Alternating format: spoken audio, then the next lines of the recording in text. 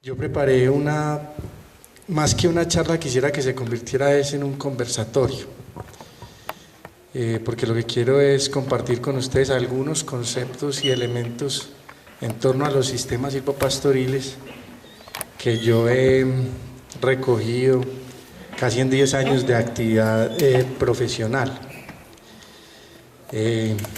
Y titulé la charla Posibilidades y limitaciones de la implementación de sistemas silvopastoriles en el trópico de altura.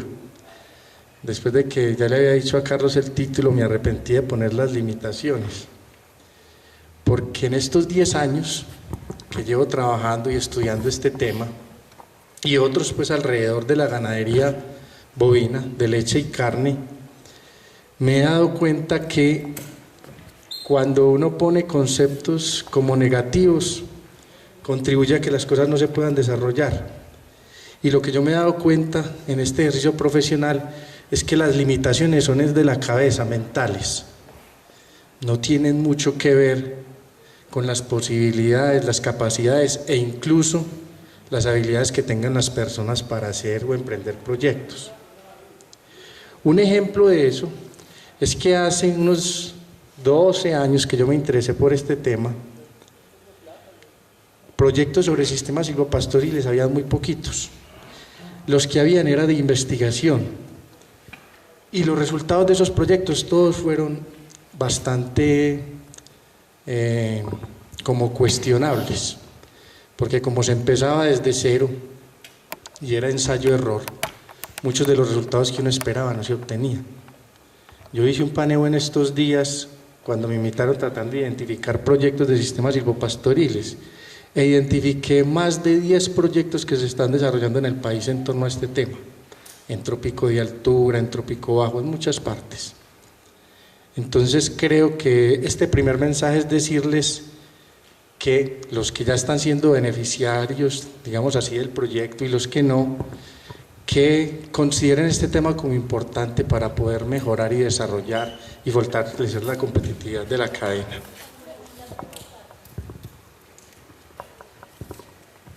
Estos son como los temas que quiero compartir con ustedes y que conversemos sobre ellos. En la primera parte voy a hacer como un recorte de noticias y un poco de contexto de por qué son importantes los sistemas silvopastoriles con respecto a la cadena láctea y a la competitividad de la cadena láctea. Este proyecto surgió a raíz de un COMPES que salió. Un COMPES es, digamos así, como una especie de política estatal para tratar de mejorar la cadena láctea, porque en los análisis que se hicieron con los acuerdos que se están firmando internacionales con otros países, principalmente con la Unión Europea, se identificó que no estábamos preparados para ser competitivos en la producción de leche. Entonces, que había que hacer varias cosas. Dentro de esas están, por ejemplo, este tipo de proyectos y los sistemas silvopastoriles como tal. Entonces, quiero hacer un pequeño contexto con respecto a eso. Después, unas definiciones generales sobre qué son los sistemas silvopastoriles y para qué sirven. Unos 2 o 3 conceptos claves sobre la alimentación y la nutrición de vacas lecheras y por qué puede ser importante la implementación de sistemas silvopastoriles. Algunos beneficios de los sistemas silvopastoriles con respecto a la nutrición y a la alimentación, y hablarles de 2 especies que yo considero que son las promisorias para hacer implementación de sistemas silvopastoriles en el trópico, que son el botón de oro y el tilo o sauco. ¿Todos lo conocen o no? Ahorita vamos a ver, muy bien. Y finalmente, las posibilidades de la implementación de los sistemas silvopastoriles actuales, súper actualizadas, porque les traigo noticias muy recientes, y unos 4 o 5 elementos de lo que yo considero que son las limitaciones de ellos. Bueno, vamos a empezar entonces. Los análisis que se han hecho con respecto a la competitividad de la cadena láctea en Colombia tienen que ver ¿por qué estamos amenazados nosotros como país o como productores de leche a la firma de esos tratados? Y ese es uno de los principales problemas. Nosotros tomamos muy poquita leche, producimos mucha, industrializamos casi la mitad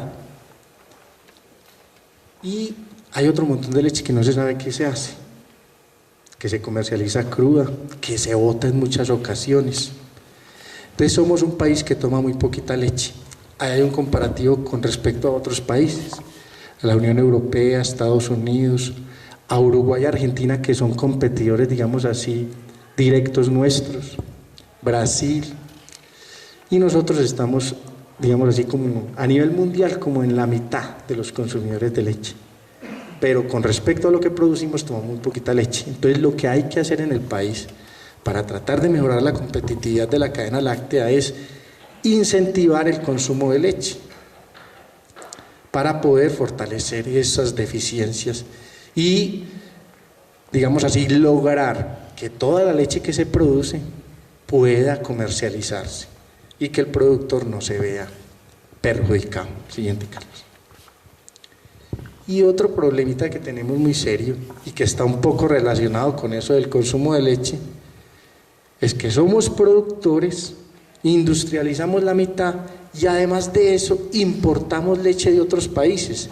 Esas son las cifras.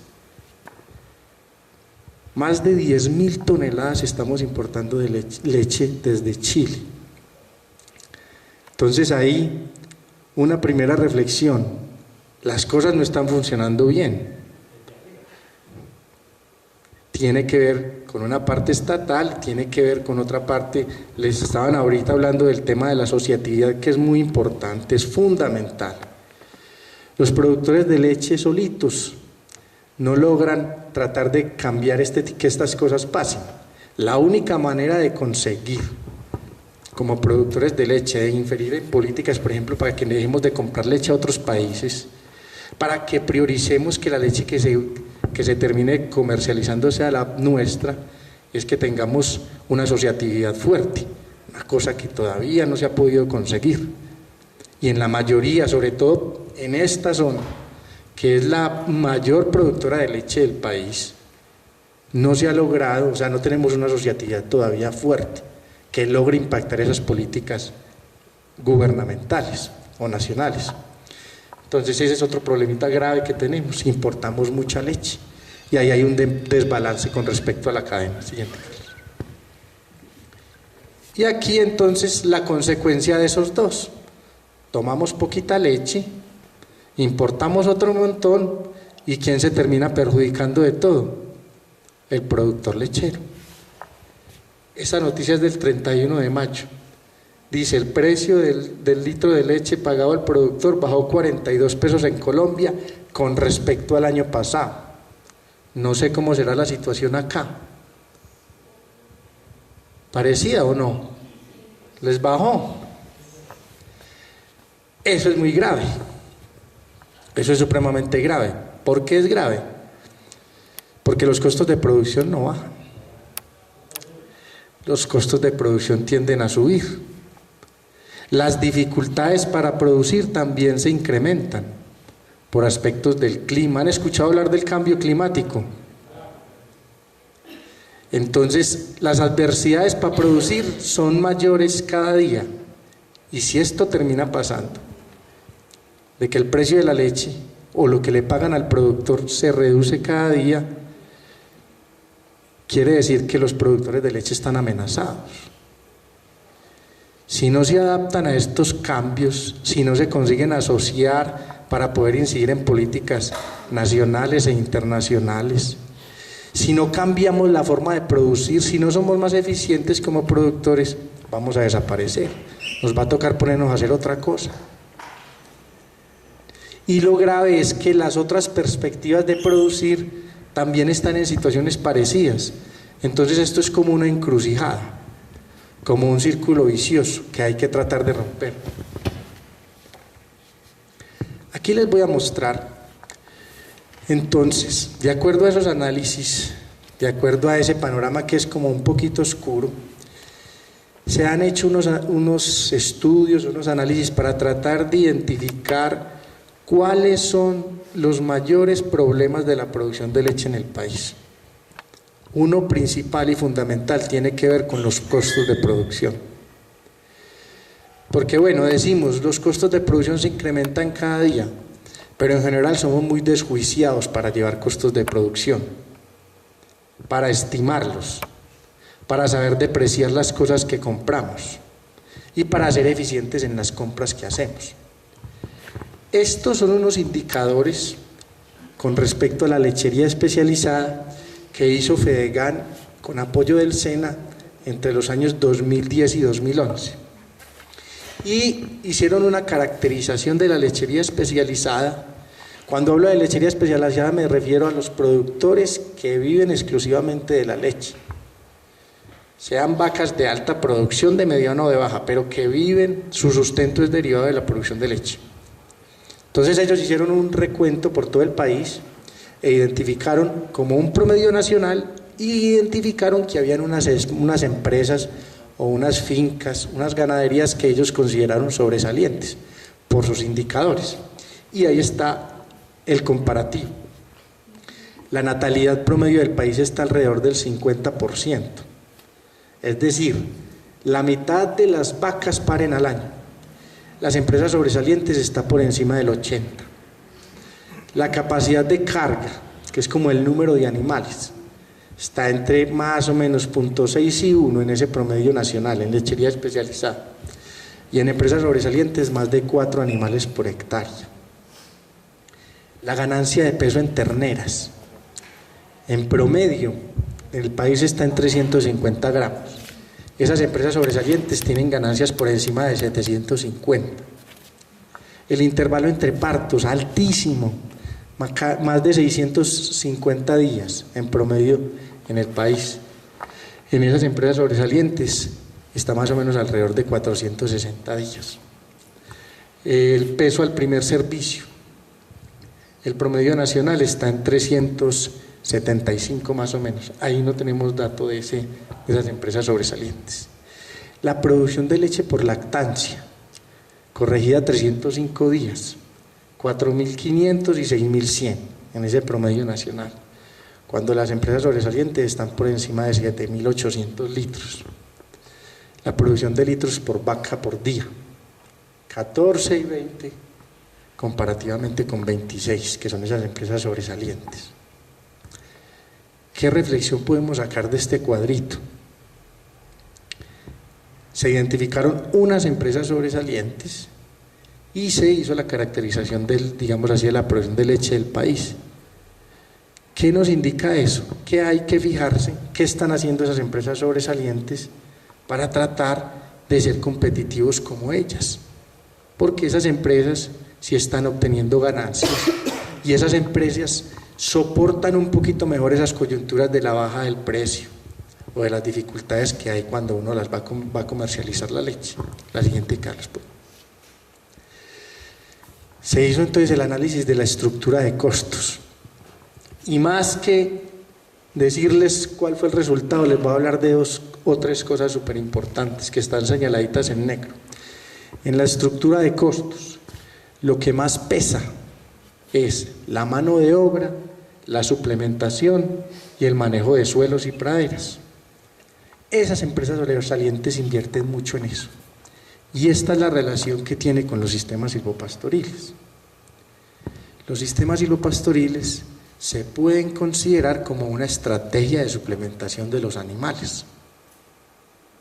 Y tiene que ver con el manejo de suelos y praderas.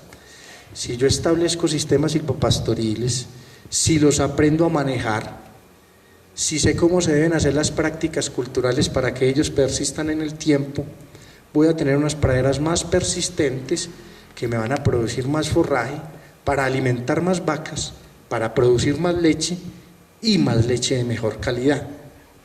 Entonces, los sistemas silvopastoriles los podríamos considerar como una de esas tecnologías que puede llevarnos o puede llevar nuestras fincas de ese promedio nacional a fincas sobresalientes que tienen indicadores de producción altos y eficientes.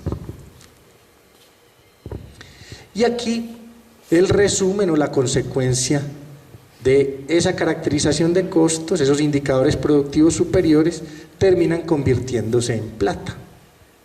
en indicadores económicos que son los que van a llevarnos, digamos así, a poder hacer un mejoramiento de nuestras fincas y a ser competitivos en la producción de leche. Entonces ahí simplemente más allá de mostrarles pues estos datos, les quiero decir que cada una de esas prácticas que yo puedo establecer, que tienden a ser el mejoramiento de mi finca, pero que implican un esfuerzo, una reeducación, cada tecnología que yo implemente distinta, en esto que ustedes están capacitando, en las buenas prácticas de la producción de leche, en saber que la leche requiere unos procesos, unos manejos para que tenga inocuidad, para que tenga una calidad higiénica superior, y este tipo de tecnologías acompañantes que buscan como intensificar la producción o aumentarla, requiere una capacitación, una reeducación para poder aprender a hacer ese tipo de cosas, y eso tiene unas repercusiones económicas. Y aquí el resumen dentro de ese análisis que se hizo comparando esos promedios nacionales con esas empresas o ganaderías sobresalientes, se identificaron una serie de estrategias que son las que hay que tener en cuenta para convertirnos en empresas sobresalientes. Hacer análisis de suelos y análisis bromatológicos para la toma de decisiones de fertilización, porque es muy importante esa. Porque nosotros hacemos un mal uso de los fertilizantes y de las prácticas en las fincas, y muchas veces ese mal uso compramos. Ahora me estaban contando o escuchando una conversación de uno de los técnicos que acompaña el proyecto, que el señor allá cada que va al veterinario le deja una droga distinta y él la compra y la aplica, y le pregunta, ¿pero usted por qué la compró? Ah, es que él me la trajo. Entonces no tomamos decisiones bien tomadas. Y con los fertilizantes pasa igual. Me dicen, hay que fertilizar los pastos cada que pasa el ganado, pero no sabemos cuánto hay que echarle, sino que echamos al bulto, al ojo. Programa de selección genética con medición individual de la calidad composicional para la toma de decisiones y vacas de lato. También lo están haciendo en el proyecto, evaluando periódicamente cómo es la composición de leche de su finca, para identificar si hay problemas en la alimentación o no, para saber si usted puede mejorar esa composición para que sea bonificado, que ya lo están haciendo en el país. Formular sal mineralizada para el análisis de la dieta y suministro de la sal adecuadamente. Tampoco se hace muy bien en el país. No sabemos darle sal al ganado. No sabemos que la sal del ganado tiene que ver con la cantidad de minerales que hay en el suelo y que eso se repercute en la salud de los animales. Estrategias nutricionales para mejorar la calidad, la capacidad composicional de la leche, específicamente en proteína. Ahí entran los sistemas hipopastoriles. Los sistemas hipopastoriles hacen un aporte que mejora la dieta de las vacas, y ese mejoramiento de la dieta puede mejorar la calidad de la leche que ellas producen. Inversión en manejo racional del agua para riego, súper importante. Nosotros estamos en un país que no tenemos estaciones de nieve y eso, pero tenemos estacionalidad climática. En unos meses llueve mucho y en otros meses no llueve. Y esa estacionalidad genera una estacionalidad productiva en los pastos, en los forrajes. Y esa estacionalidad productiva en los pastos y en los forrajes entonces me genera a mí una estacionalidad productiva en las vacas. Si las vacas no se alimentan bien, no van a tener la capacidad de llenar sus requerimientos y no van a producir la leche que genéticamente pudiesen producir. Establecimiento de programas de aforos y manejo de praderas para maximizar el uso de los forrajes. Hay que aprender a cuantificar la cantidad de pasto que yo tengo, y esa cantidad de pasto para cuántas vacas me alcanza. Por eso son importantes los sistemas silvopastoriles ahí, porque uno de los propósitos de ellos es incrementar la producción de forraje en la finca para tratar de reducir esa estacionalidad de producción vegetal que me está generando estacionalidad productiva en las vacas. Estímulos de bonificación a los trabajadores por logros en calidad higiénica de la leche. Muy importante. Esos estímulos pueden ser de muchos tipos. En algunas partes es económico, pero necesitamos que cada uno de los productores de leche se convenza que si hace las cosas mejor, puede mejorar la productividad de su finca, la productividad de esa leche. Manejo de presupuesto y seguimiento de los mismos, también súper importante. Si yo no logro identificar, si yo no sé cuánto me cuesta la implementación de una nueva tecnología, nunca voy a saber si esa tecnología se va a pagar o no. Entonces debo tener muy en cuenta, de acuerdo a mis capacidades, a mis posibilidades, qué tipo de acciones puedo hacer en mi finca. Y ahí un mensaje que lo voy a repetir al final. Los sistemas silvopastoriles son un traje desastre.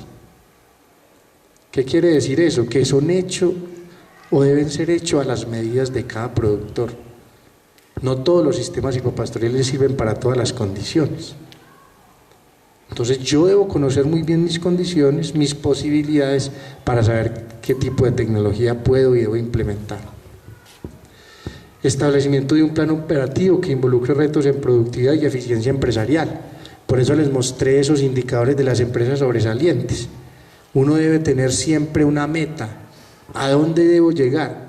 ¿Cuál es mi finca sueño? ¿Cuántos litros por vaca quiero tener yo en mi finca? Debo tener un reto que me anime a mí a hacer las cosas. Y otra que es muy importante también, que es convencerse que su sistema productivo, su finca, es su forma de vida y eso le puede generar a usted una vida digna, pero hay que hacer las cosas bien para poder conseguir eso. Ok, hasta ahí entonces esta primera parte del conversatorio. Bien pueda.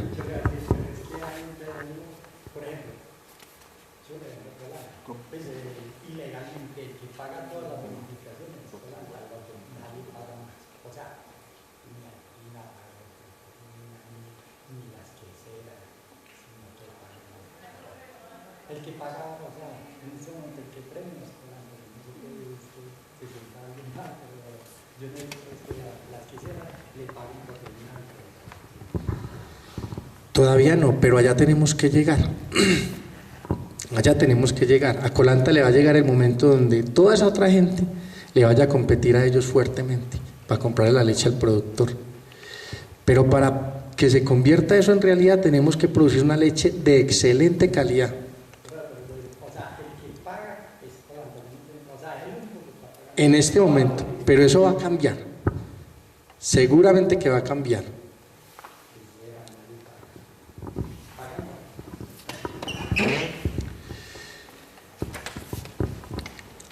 Los 2 o 3 conceptos sobre nutrición de vacas de leche. Casi el 85 o el 90% de la leche que se produce en lechería especializada en trópico de altura se produce con base en el quicuyo o el cucuy, tiene un montón de nombres. Y el quicuyo tiene unos problemitas nutricionales. Es un excelente pasto porque se adapta a esas condiciones en las que está la mayoría, pero tiene unos altos contenidos de proteína cruda y unos bajos contenidos de energía. Eso me genera a mí unas limitaciones para producir leche, porque a pesar de que uno lo que debe buscar es que los animales llenen la panza, que ese rumen esté lleno para que esos bichos de allá empiecen a trabajar y a desdoblar, y como decía un profesor en la universidad hace unos años, para que esas mágicas que son las vacas que se comen algo parecido al papel y lo conviertan en leche, empiecen a trabajar, ese quicuyo tiene unos problemitas en términos nutricionales. Entonces, ahí uno de los primeros sustentos para tratar de introducir otro tipo de forrajes o sistemas hipopastoriles con forrajes distintos que traten de equilibrar un poquito este tema. Y otro concepto nutricional muy importante es lo que dicen los expertos de lechería. Esto lo dice un señor que se llama Fernando Barco, que es argentino, probablemente una de las personas que más sepa de leche en el mundo. Muchos experimentos que ha hecho él y que ha seguido a través del tiempo, y estos dos conceptos son muy importantes.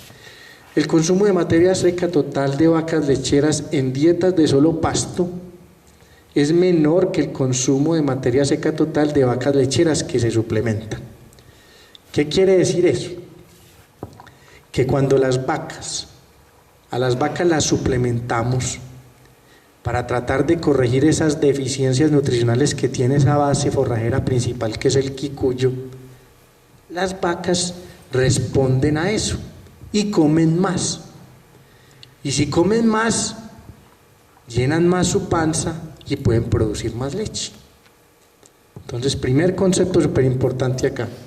Y el segundo dice: la suplementación con forrajes no afecta la producción de vacas lecheras en pastoreo cuando la tasa de sustitución es alta. ¿Qué quiere decir eso? Uno generalmente a las vacas las suplementa con concentrado, ¿cierto? O con algún suplemento que tenga un contenido energético superior al de ese pasto, que es bajito. Pero resulta que uno a las vacas también las puede suplementar con forrajes, y por eso son importantes los sistemas silvopastoriles. Ellos terminan siendo también una fuente de suplementación. Pero ¿qué pasa cuando usted suplementa con concentrado? O cuando no sabe cuánta cantidad de concentrado le puede dar a su vaca. Que puede ocurrir una cosa que se llama el efecto de sustitución, que es que ella llena una parte de sus requerimientos y le baja el consumo de pasto, que no es lo ideal. En cambio, cuando se suplementa con otros forrajes, no pasa eso. Es decir, no hay un efecto de sustitución del pasto cuando ella se suplementa con forrajes. Entonces, estos tres conceptos son como los principios generales que promueven la implementación de sistemas silvopastoriles en trópico y altura. Y ahorita entramos a hacer como unas definiciones generales de lo que es la agroforestería o los sistemas silvopastoriles. ¿Qué es la agroforestería? Es una forma de cultivo múltiple que satisface tres condiciones básicas. Primero, que existen al menos dos especies que interactúan biológicamente.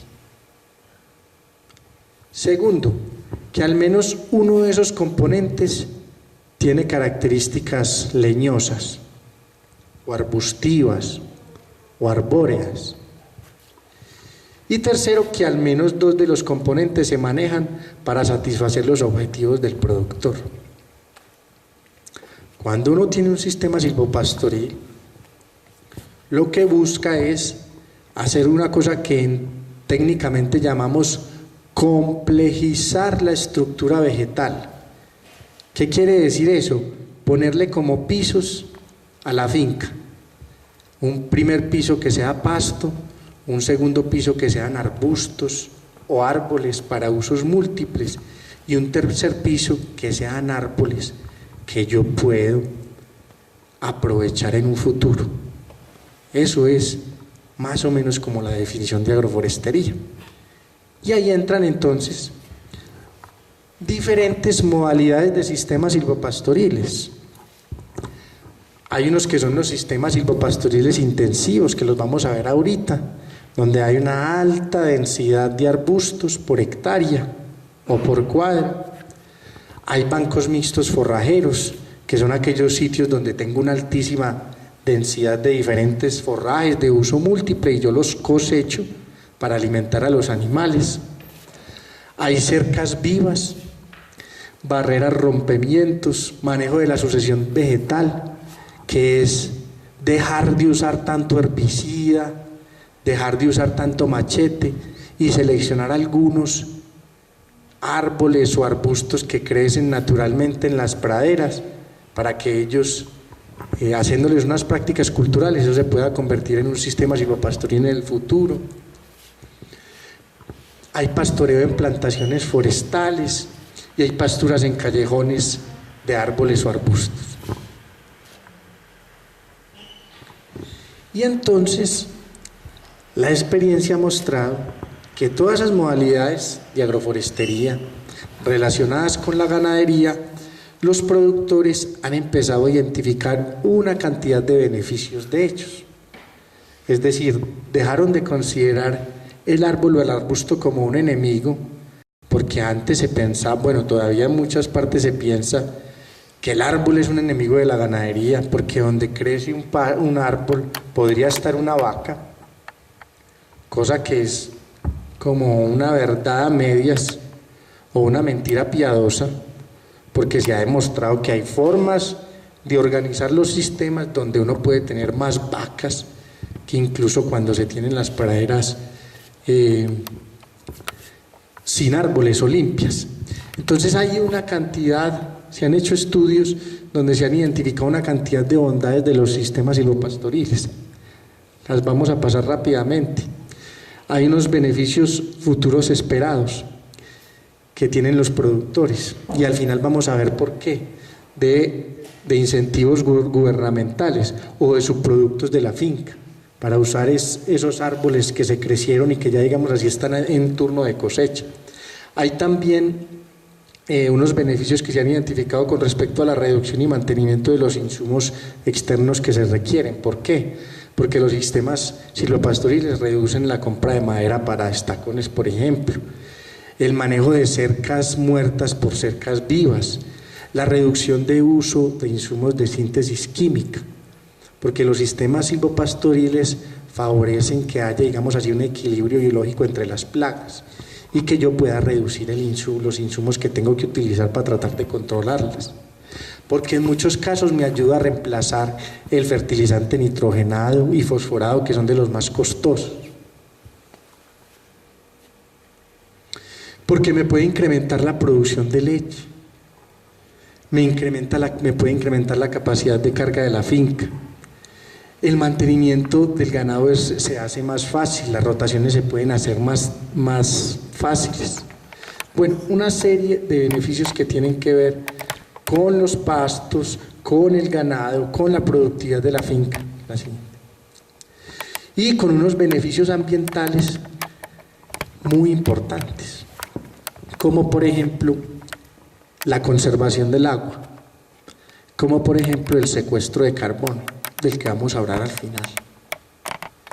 Entonces, los sistemas silvopastoriles son una tecnología que, además de los beneficios que yo puedo ver tangiblemente, porque logra eso, que yo pueda incrementar la capacidad de carga, la producción de leche, y eso se me vea reflejado en el bolsillo, hay otros beneficios que no se perciben tan fácilmente, pero que en un futuro muy cercano van a empezar a ser importantes, y al final vamos a ver por qué.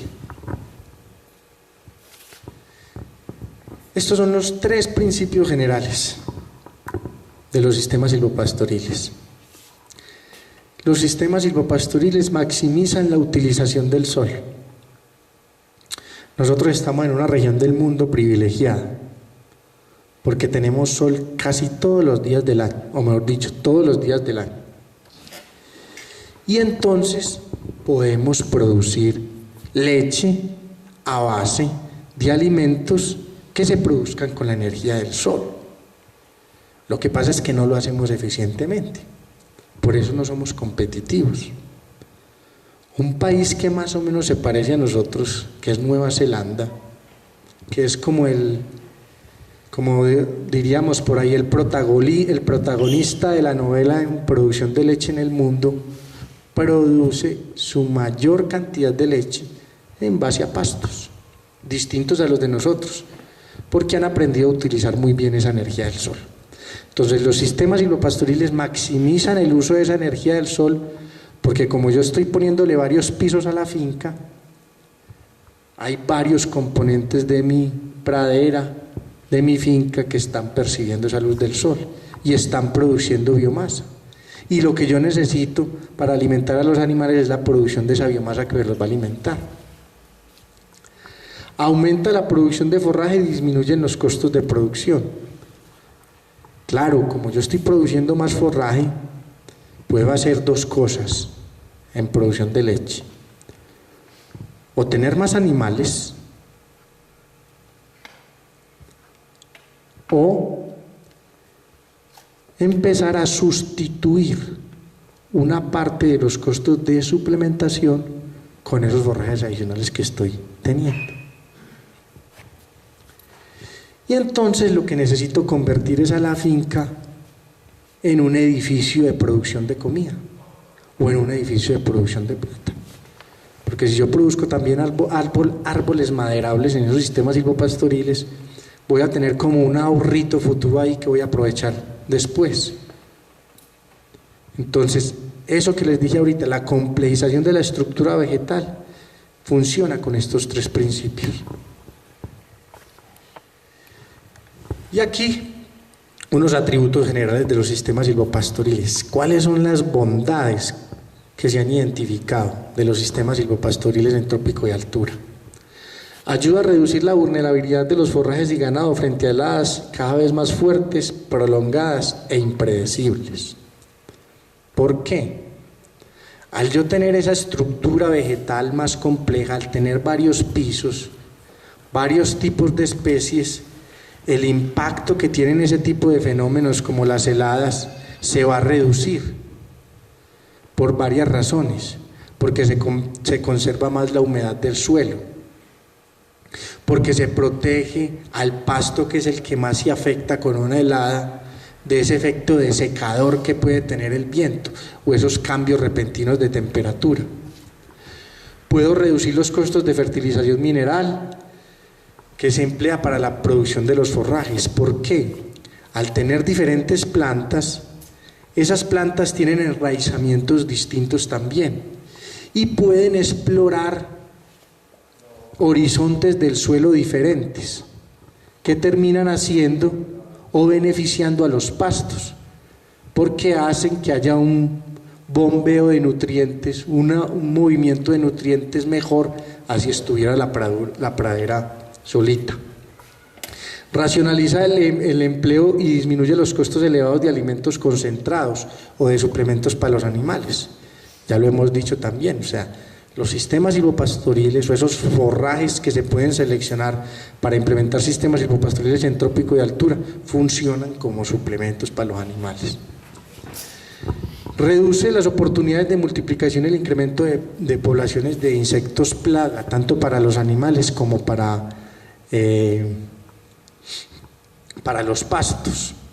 ¿Por qué? Al tener diferentes especies allí, esas especies terminan llamando otro tipo de organismos que se terminan convirtiendo como en insectos plaga y pueden hacer un control biológico de esas poblaciones.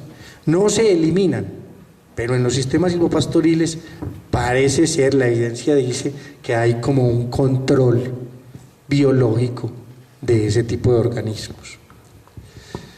Mitiga los cambios bruscos que ocurren cuando hay el paso de lluvias a sequía.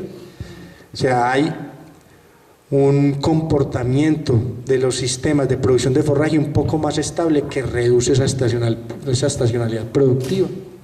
Reduce la compactación de las praderas causadas por el tráfico del ganado, por el pisoteo, porque al tener sistemas radiculares diferentes, ellos pueden hacer una exploración que va haciendo como una descompactación del suelo en el tiempo. Y puede incluso mitigar efectos negativos de rayos ultravioleta sobre los animales, reducir el estrés por calor o por frío que pueden tener los animales. Cuando no solamente tiene pastos y pasa a un ecosistema distinto, tiene esos diferentes estratos, hace una modificación del microclima que pueden tener los animales. Y aquí entonces hablemos de esas dos que yo considero especies promisorias para implementar sistemas silvopastoriles en trópico y altura. Una es el botón de oro, el nombre científico de él es Tithonia diversifolia, también conocido como margaritón, falso girasol, ¿Qué otros nombres? Bueno, se me olvidan los otros.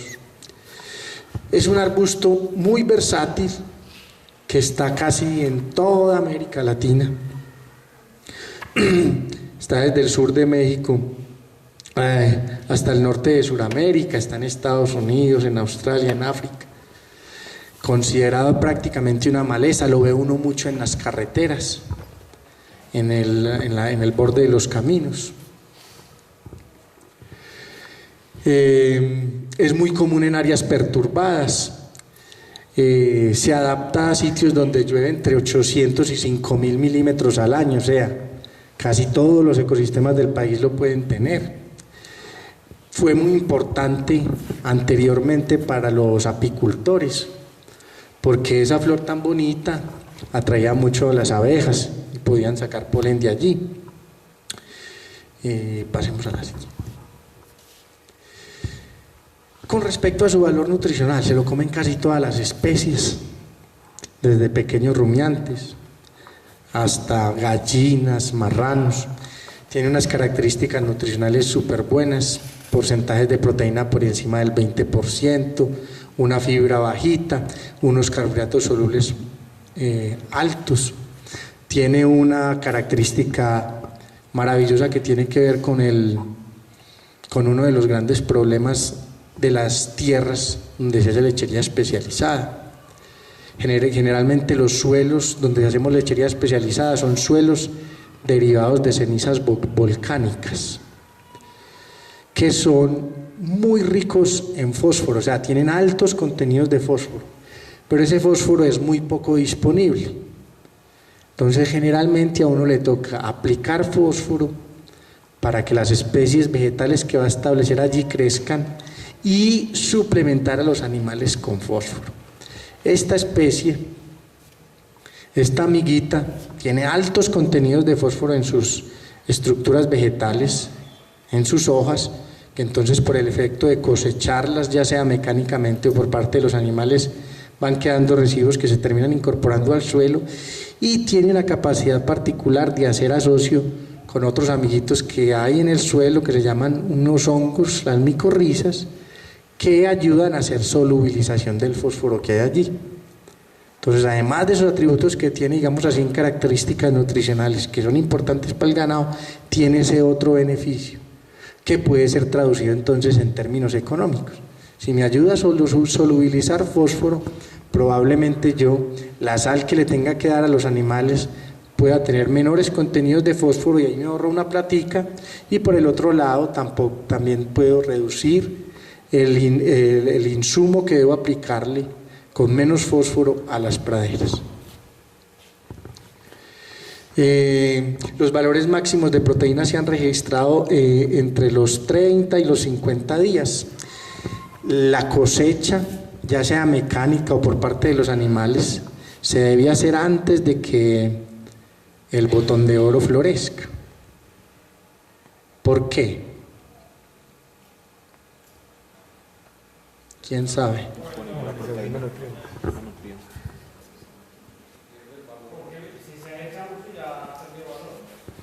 Exacto, o sea, a las plantas le pasa lo mismo que a los humanos. Cuando ella se va a reproducir, que saca la flor, se emociona mucho y tira todos los nutrientes para sacar esa flor. Entonces nosotros debemos evitar que eso pase para que el mayor contenido de los nutrientes se quede en esas hojas y yo lo pueda aprovechar. Cuando se hace ramoneo, probablemente las épocas de cosecha sean un poco distintas y se tenga que prolongar. Siguiente. ¿Qué ha pasado haciendo pruebas con animales? Este es un trabajo, no sé si de pronto en otra capacitación ya se los haya mostrado, un trabajo que hizo la profesora Liliana Maecha de la Universidad de Antioquia, haciendo un reemplazo del concentrado con hojas de botón de oro, encontrando que en inclusiones hasta el 35% del botón de oro en reemplazo del concentrado no había cambios en la producción de leche de las vacas. Y esto está totalmente de acuerdo con lo que les conté ahorita de lo que dice el profesor Vargo, de que la suplementación con forrajeras funciona también como una suplementación normal. Entonces, ¿qué quiere decir que no haya diferencia o que las vacas hayan producido la misma leche? Que yo podría reemplazar una parte del concentrado con esas hojas del botón de oro. Es decir, me estaría ahorrando una plática en la suplementación porque dejo de darle una parte del concentrado y se la pudiese reemplazar por el botón de oro. El tilo, Sambucus peruviana es el nombre científico. Hay la botánica del tilo y del sauco todavía no está muy conocida. Yo lo llamo tilo porque lo diferencio del sauco, que el sauco tiene las hojas un poco más verdes, pero es hermanito. Y los dos tienen las características nutricionales y las bondades para suplementar ganado muy similares. El sauco, que es muy conocido como medicinal para la gripa, para la garganta. Entonces este es como un hermanito, Sambucus peruviana. Es súper importante, o digamos así, su mayor bondad, que ahí fue cuando se empezó a utilizar para suplementar las vacas, es que este amiguito es súper tolerante a las heladas. Entonces en Boyacá, que fue donde se empezaron a hacer los primeros experimentos con él, en Boyacá quedan tan fuertes esas heladas a principio de año, por allá en enero y febrero, todo se moría. Y quedaba verdecito y no le pasaba nada. Entonces lo empezaron a cosechar para dárselo a los animales, encontrando que los animales se lo comían con mucha gana y después haciendo investigaciones sobre sus características nutricionales. Ahí está, por ejemplo, un estudio donde hacen el análisis completo de la planta, identificando las diferentes partes de ella y dándose cuenta que incluso sus características nutricionales eran tan buenas que se podían hacer formulaciones de dietas para vacas. Y por ejemplo, es un trabajo. No miren los números que yo les voy contando, lo que ahí dicen más o menos, pero aquí, por ejemplo, realizaron una dieta con hojas de tilo, haciendo un análisis específico para hacer un suplemento con el contenido de ese tilo, y encontraron que las vacas producían más leche, que el costo de ese suplemento que se formulaba con la inclusión del tilo era más barato y que las características nutricionales de esa dieta que contenía tilo era superior incluso a las del concentrado comercial. Entonces se determina que es una opción también súper valiosa para pensar en que, además de que puede incrementar la producción de leche, la calidad de esa leche en el contenido de sólidos totales, en el porcentaje de proteína y grasa, también podría ser diferente.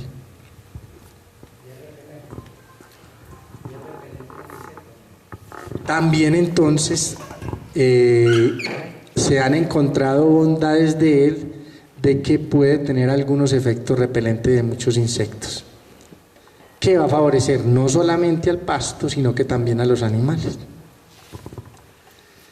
Otros trabajos de respuesta animal, encontrando que la suplementación, por ejemplo, en terneras es excelente, las ganancias de peso de esas terneras que se alimentan con ellos es muy bueno, y que la suplementación de ese tilo, usado de diferentes maneras, ya sea cosechado como forraje verde, o ensilado, o secando las hojas, incluyéndolos en un suplemento alimenticio, mejora mucho la producción de las vacas.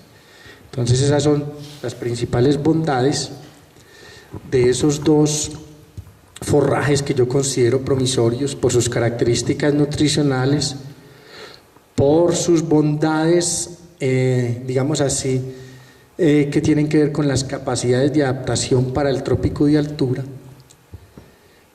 Hablemos de esa, que creo que no la puse al final. Una de las limitaciones para implementar sistemas silvopastoriles en trópico de altura es el clima.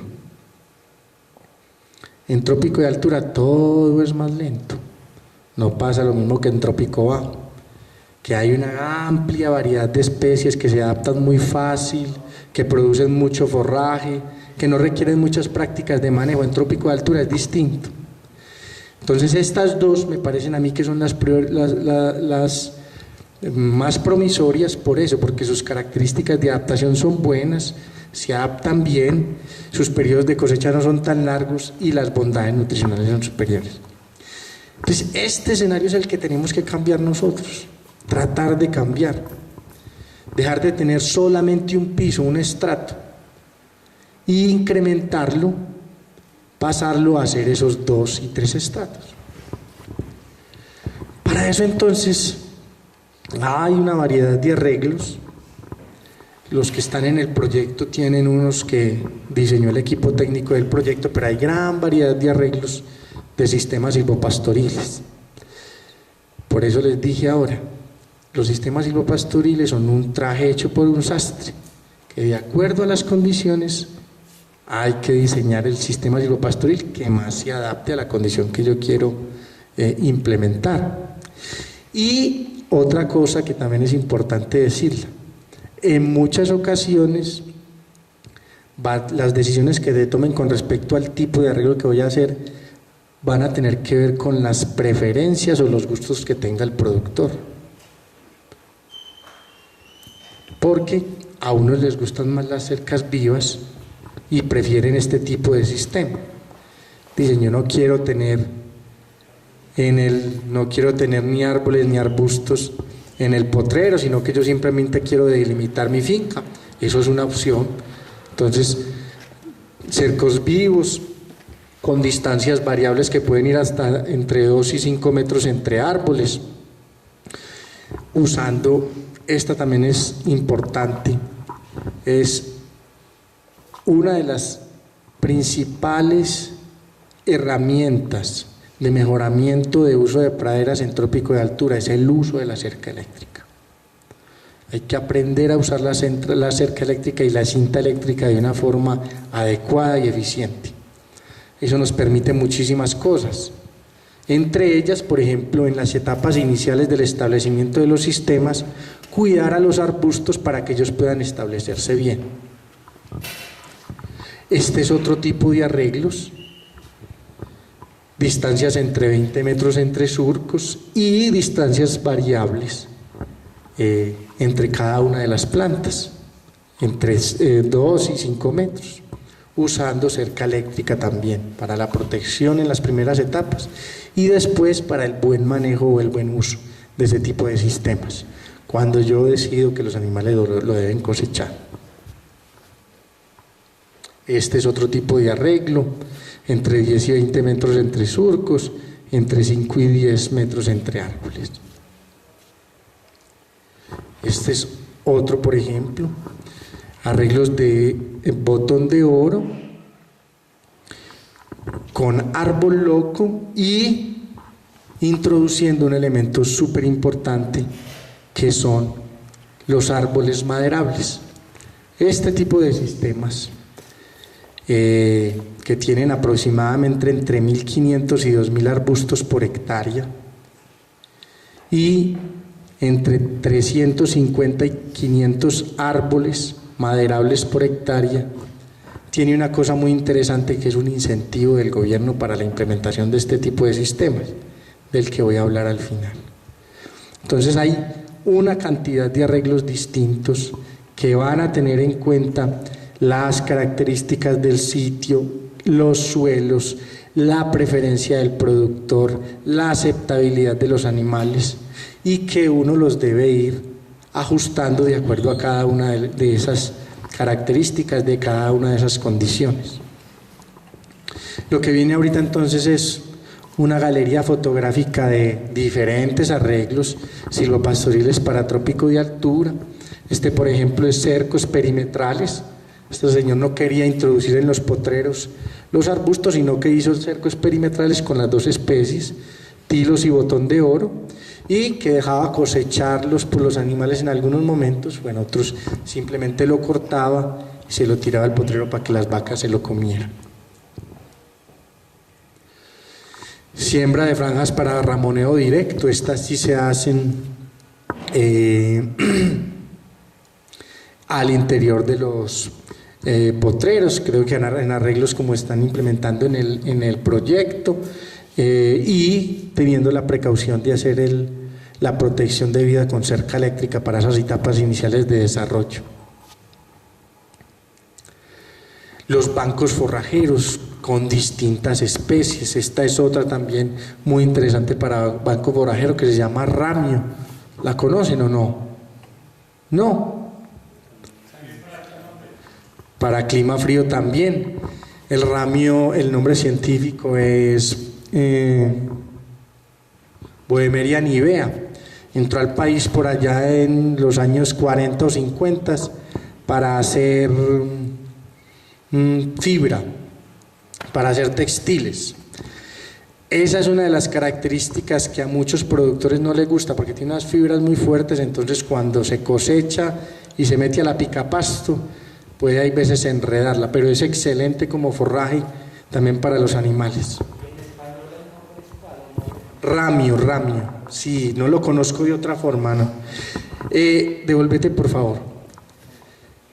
Ahí no se alcanza a ver bien en la foto, pero se identifica muy fácil porque en vez de las hojas por debajito es como blancuzquito.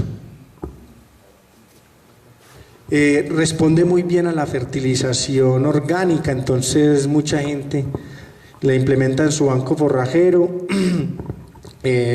donde hay ordeños fijos, pues el desperdicio o el lavado de las heces ahí ayuda a fertilizar esos bancos y a que funcionen muy bien.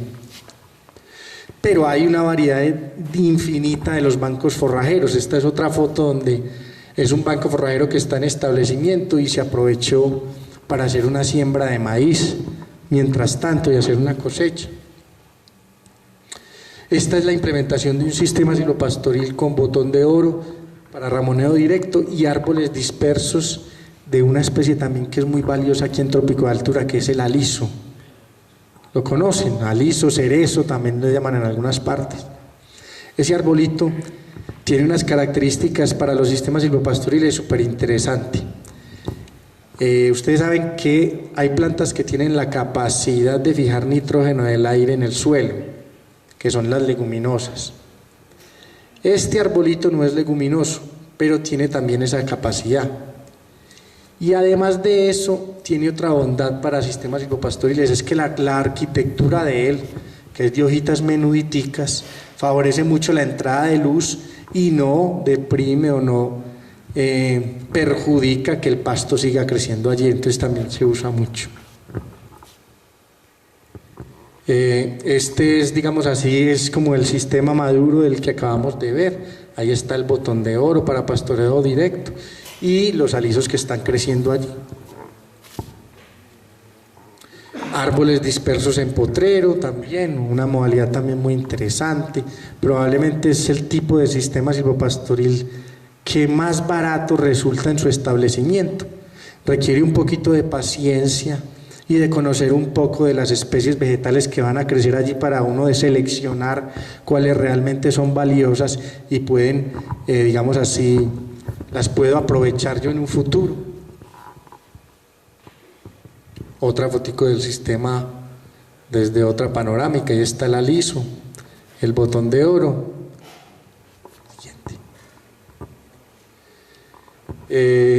Otro sistema también con aliso. Entonces esa particularidad que tiene el aliso de poder fijar el nitrógeno atmosférico hace o puede ayudar a que usted reduzca o incluso, como en este caso, elimine la fertilización con nitrógeno de las praderas. ¿Qué pasa? Ya le doy la palabra, tranquilo. Que se ha encontrado también este tipo de asocio mejora las características nutricionales del quicuyo que crece debajo. Fundamentalmente lo que tiene que ver con la fibra y con los carbohidratos solubles. Entonces, además de esos beneficios que puede tener con respecto a la fertilización, mejora esa calidad del quicuyo y puede generarse entonces un mejoramiento de la alimentación de las vacas. Cuente. Sí, es usado para ebanistería, Bueno, con los maderables, ¿cuál es la precaución que hay que tener? Como todo esto es un proceso, debe ser un proceso de aprendizaje y de conocimiento. Entonces, si yo pretendo dejar unos árboles maderables, tengo que saber que esos árboles, para que den buena madera, requieren también unas prácticas culturales que hay que hacerle. Entonces yo debo aprender a hacer podas de formación, debo hacerle unos manejos adecuados para que ese arbolito pueda convertirse en una madera de alta calidad. Entonces uno podría decir que cualquier árbol puede ser usado como madera, desde que usted le haya dado un manejo cultural adecuado a él y le haya hecho unas podas de formación que permitan que vaya a dar unas rastras que vayan a servir o para ebanistería o para construcción. Pero es un árbol que es, sobre todo en Centroamérica, en Costa Rica, es muy usado como madera.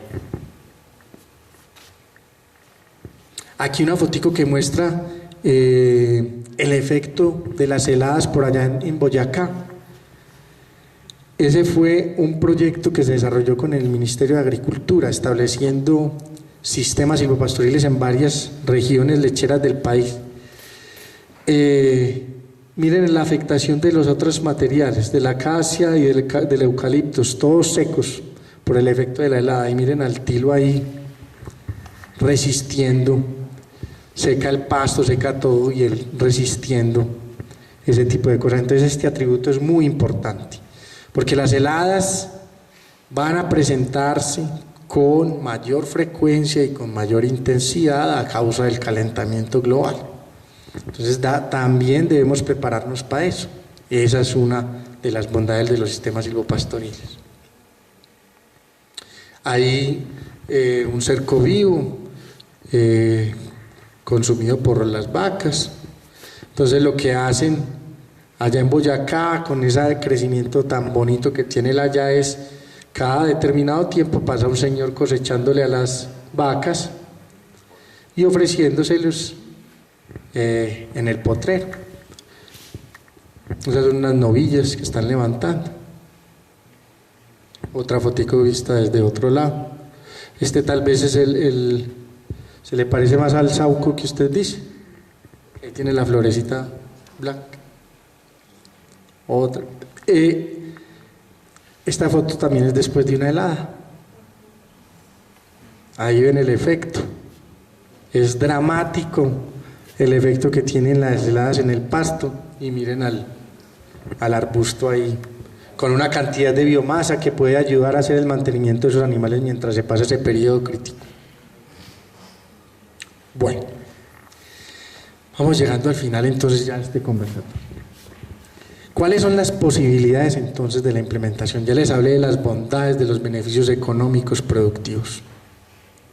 Hay algunas posibilidades muy interesantes. Esta es una de ellas. Este proyecto que está en el Congreso, por el cual se declara de interés social nacional la protección a la producción de leche y se dictan disposiciones para la reconversión del sector lácteo colombiano con el fin de mejorar su competitividad, mitigar el impacto negativo de los tratados de libre comercio, en especial el que se suscribió con la Unión Europea.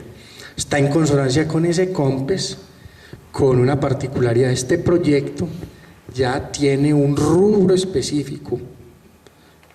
No recuerdo la cifra exactamente, pero tal vez más de 500.000 millones de pesos al año, para que los productores de leche puedan hacer reconversión de sus sistemas, adoptando modalidades de sistemas silvopastoriles.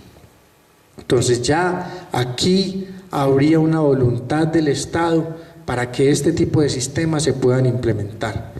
Señor.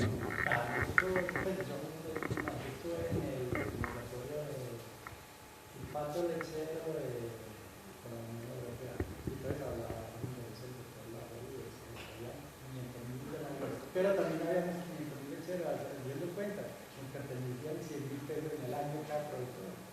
O sea, se llegó a ese acuerdo, entonces, un productor con 100.000 pesos, un agradecimiento general. ¿Qué puede haber pronto? Pues Yo prefiero eso a que no exista la posibilidad de que uno pueda acceder a un recurso de estos. Entonces, esta es una posibilidad, se está abriendo. Es decir, antes esto no existía, no había, digamos así, nada de orden gubernamental que dijera a usted como productor, vea, si usted quiere mejorar puede arrancar por este camino y aquí puede haber una posibilidad de acceso a esos recursos. ¿Cómo se puede acceder mejor a ellos? Asociándose, buscando una buena asociación que le ayude a usted a tratar de gestionar este tipo de recursos. Esa es una posibilidad. Otra. ¿Saben qué es el ICR? Incentivo a la capitalización rural. Ese ICR tiene unas categorías de incentivo: la compra de animales, adecuación de tierras, infraestructura para la producción, salas de ordeño, inseminación artificial, adquisición de maquinaria. Miren uno que dice abajo, sistema silvopastoril. También es un incentivo que está vigente en la modalidad que les presenté ahorita, entre 1.500 y 2.000 arbustos por hectárea y entre 350 y 500 maderables por hectárea. Hay un incentivo entre el 40 y el 30%, dependiendo del tamaño del productor, si es pequeño del 40% y si es grande del 30%. Es decir, le condonan el 40% de esa deuda si implementa este tipo de sistemas. Y este está reciente, estas son las categorías para este año, señor.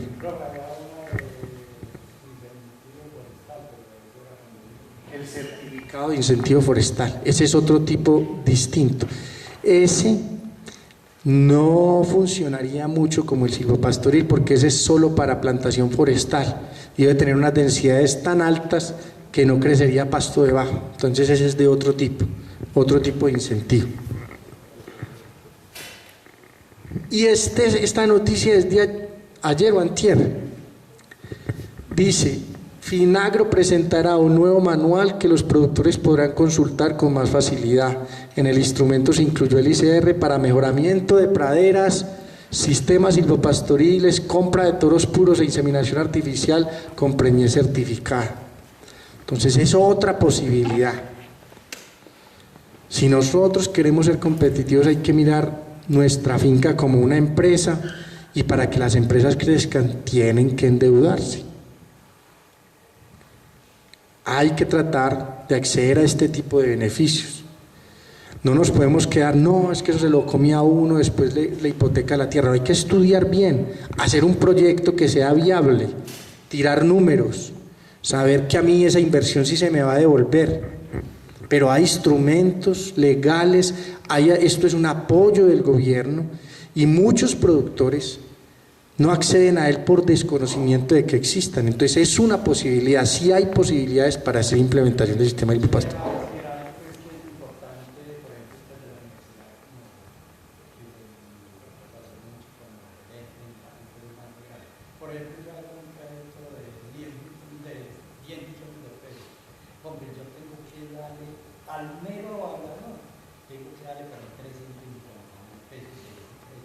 Al planificador otros 300.000 por el evaluador y el otro por el. Si ellos son funcionarios del Estado, ¿por qué un funcionario del Estado que el Estado no está pagando? O sea, eso no es una posibilidad. Eso que están haciendo con usted no se debe hacer. No se debe hacer, porque además, no lo menciono acá, pero hay otro incentivo que se llama el incentivo a la asistencia técnica, que es que en el crédito que usted va a pedir hay un incentivo para que a usted lo asesoren para que haga eso, y a ese señor que le asesora le paga el Estado para que le haga esa asesoría a usted. Entonces eso también tienen que conocerlo ustedes para que esa sea la exigencia que le hacen al banco. Es decir, es que yo conozco que hay un incentivo a la asistencia técnica y cada crédito de esos contempla ese incentivo a la asistencia técnica y el Estado paga por esa asistencia, no lo debe hacer usted. Por política estatal desde el año pasado los planificadores de crédito pasaron a terceros externos, igual los revisan los ICR, los datos incentivos. A la planificación de crédito final o planificación del banco no tiene ningún costo hasta 15 millones, que es para pequeños productores, empresas cortas hasta 15 millones. Ya hacia adelante empieza a pagar el 1 sobre el total del proyecto, más no sobre el total del crédito. Y el 20-30 dice hasta el 20 o el 30, entonces al productor le prometen el 40% de condonación y realmente le asignan 10 o el 15, porque en la norma dice hasta el 40. Y lo que se está cobrando, sí, el planificador cobra el 1 sobre el total del avalúo del predio, y ahí le prestan el crédito hasta el 60 del avalúo total del predio, y al planificador le paga el 1 para poder montar el proyecto. Pero les damos cuando son medianos, para pequeños no tiene costo, para montar los demás. Gracias. No debería.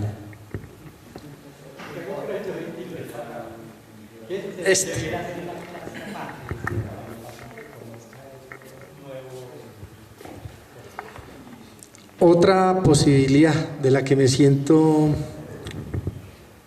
orgulloso de que haya salido. Este decreto salió el 17 de mayo, es del Ministerio del Medio Ambiente, por el cual se reglamenta el artículo 111 de la Ley 99 de 1993, modificado por el artículo 210 de la Ley 1450 de 2011. ¿Cuál es la importancia de este, amigos? Resulta que una de las bondades de los sistemas silvopastoriles es que pueden ofertar servicios ambientales, como el secuestro de carbono o como llaman por ahí algunos la producción de oxígeno. ¿Han escuchado hablar de eso? No. Como la protección del recurso hídrico. Yo participé hace unos años en varias discusiones del Ministerio tratando de hacer realidad este decreto siguiente, que dice que a partir de la implementación de los esquemas de pago por servicios ambientales se busca fortalecer los valores culturales y de reconocimiento social asociados a la conservación de los recursos hídricos y de la biodiversidad del país. Siguiente.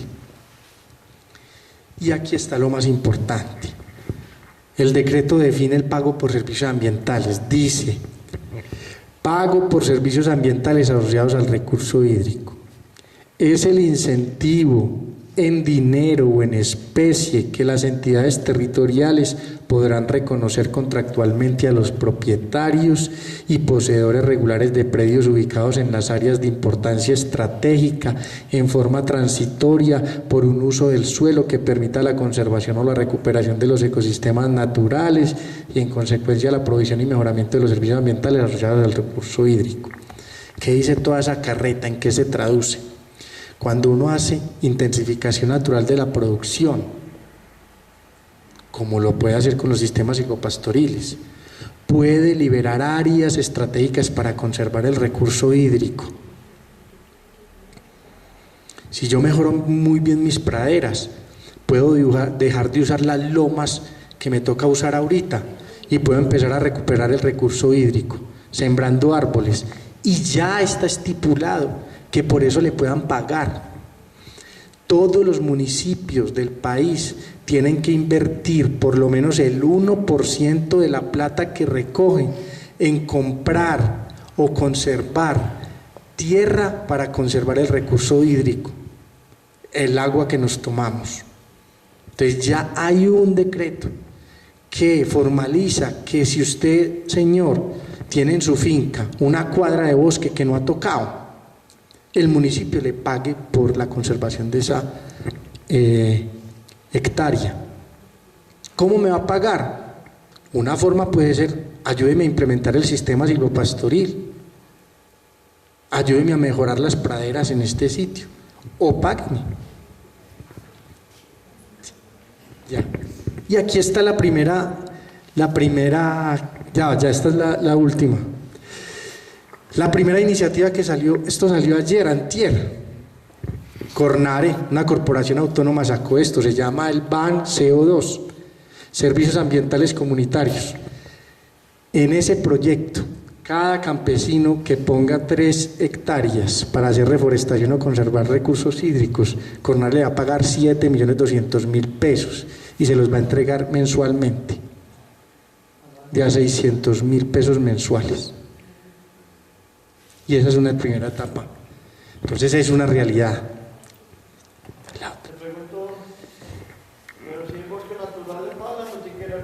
No, señor, bosque natural lo pagan mejor. El natural lo pagan mejor. Ya para terminar las limitaciones rápidamente. Es un traje que hay que hacerlo a la medida. La principal limitación es la transferencia, porque muchos técnicos no están capacitados para hacerla bien.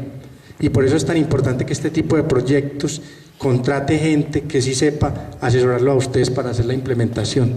Hay que investigar todavía muchísimo, no sabemos, solo les hablé de 2 especies promisorias, debemos encontrar muchas más que se adapten mejor.